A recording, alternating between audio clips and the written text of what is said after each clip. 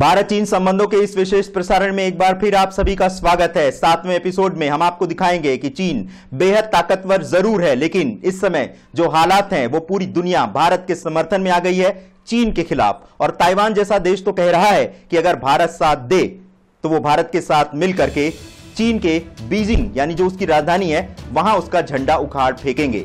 उसने तो आंख के बदले आंख जैसा बदला लेने वाली बात भी कही है। देखिए हमारी ये विशेष रिपोर्ट।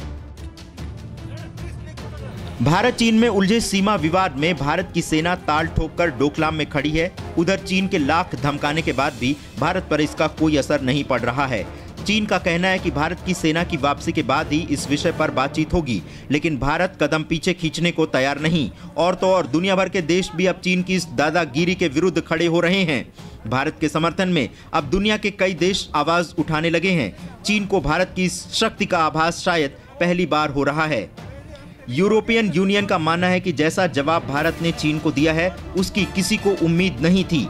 यूरोपियन यूनियन के उपाध्यक्ष राइस जार्ड ने भूटान का साथ देने के लिए न सिर्फ भारत की प्रशंसा की है बल्कि चीन के झूठ को भी सबके सामने ला दिया है।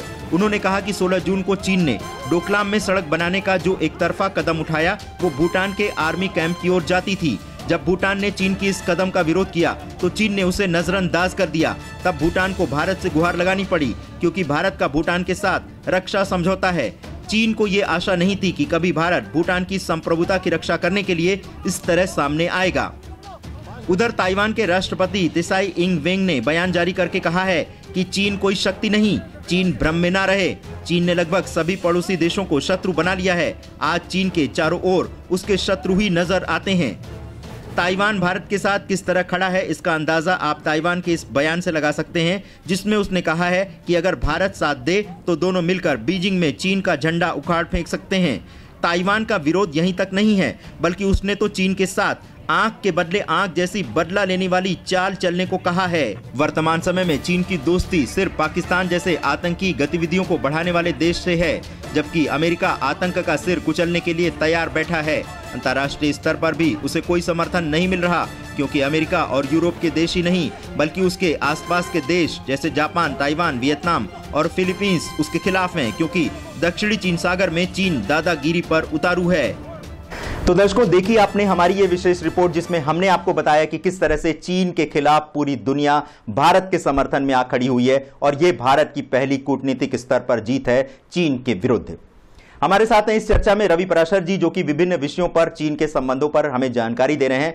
रवि जी, जिस तरह से पाकिस्तान की मीडिया ने अभी एक झूठी खबर फैला दी थी, और वो भी शायद अपने दोस्त चीन के समर्थन में, कि चीन ने जो है वो भारत के 165 सैनिकों को मार गिराया है। आपको क्या लगता है कि जो पाकिस्तान का ये कदम था वो अपने दोस्त चीन का साथ देने के लिए था, या ये फिर सिर्फ मीडिया की एक जो जल्दबाजी होती है वही थी? देखिए, इसको पाकिस्तान का प्रोपेगेंडा करार नहीं देना चाहिए एक पत्रकार होने के नाते, क्योंकि मैंने वो सारे प्रसारण बड़े ध्यान से देखे हैं। जो पाकिस्तान का चैनल दुनिया है उसने ये खबर सबसे पहले ब्रेक की थी कि चीनी सैनिकों ने फायरिंग कर दी, जिसमें 158 भारतीय सैनिक शहीद हो गए और बहुत सारे घायल हो गए।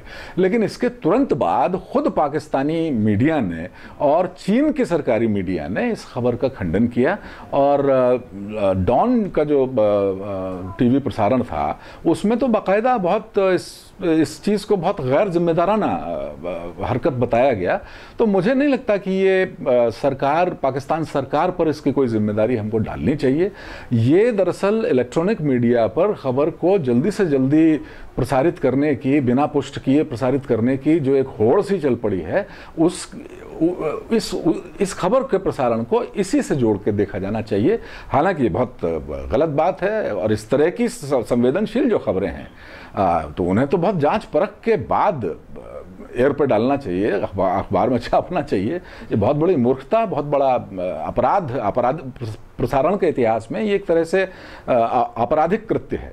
जी, तो दर्शकों, आप देख रहे हैं भारत चीन संबंधों पर हमारा ये विशेष प्रसारण और हमारे साथ जुड़े हुए हैं वरिष्ठ पत्रकार रवि जी, जिनका कहना है कि जो पाकिस्तान की जो मीडिया है उसने जो खबर फैलाई थी वो जल्दबाजी में, जैसे हमारी मीडिया फैला देती है खबर ब्रेकिंग देने के चक्कर में, उसी तरह से ये प्रयास था वहां की मीडिया का, लेकिन इसमें जो पाकिस्तान की जो सरकार है उसका कोई हाथ नहीं था। लेकिन हमारा रवि जी आपसे ये सवाल है कि क्या आपको लगता है कि इस तरह की जो झूठी खबर इलेक्ट्रॉनिक मीडिया में फैला दी जाती है ब्रेकिंग न्यूज देने के चक्कर में, क्या आपको लगता है कि इस तरह की खबरें आने वाले समय में युद्ध जैसे हालात भी पैदा कर सकती हैं? अब ऐसा नहीं हो सकता, क्योंकि इंटरनेट जैसी चीज़ दुनिया में कोई भी खबर कहीं होती है तो हर एक को एक्सेस होता है उसका। तो ऐसा नहीं है कि उससे कोई बहुत बड़ा कोई सैन्य खतरा, कोई हमले का खतरा पैदा हो जाएगा। कोई सरकार इतनी मूर्ख नहीं है कि वो ऐसी खबर के आधार पर कोई एकदम से कार्रवाई शुरू कर देगी।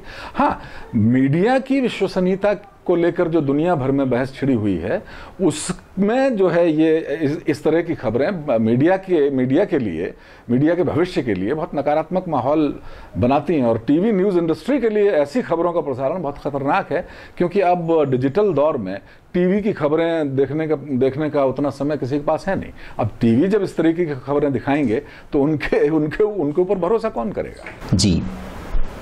जी दर्शकों, तो आप देख रहे हैं भारत चीन संबंधों पर हमारा ये विशेष प्रसारण, और इसमें हमारे साथ चर्चा में जुड़े हुए हैं वरिष्ठ पत्रकार रवि पराशर जी, जो कि बता रहे हैं कि इलेक्ट्रॉनिक मीडिया ब्रेकिंग न्यूज देने के चलते जो झूठी खबर है कई बार वो भी उठा देती है, और उसको इस बात की जल्दबाजी रहती है कि ये खबर हम अपने दर्शकों तक जल्दी से जल्दी पहुंचाएं। इस बीच जो है वो जो खबरों का जो पड़ताल होनी चाहिए, जो खबरों की पड़ताल होनी चाहिए, वो नहीं की जाती है। ये हाल तो खैर हमारी भारतीय मीडिया में भी है, और मीडिया जो जगत है वो इससे अछूता नहीं है।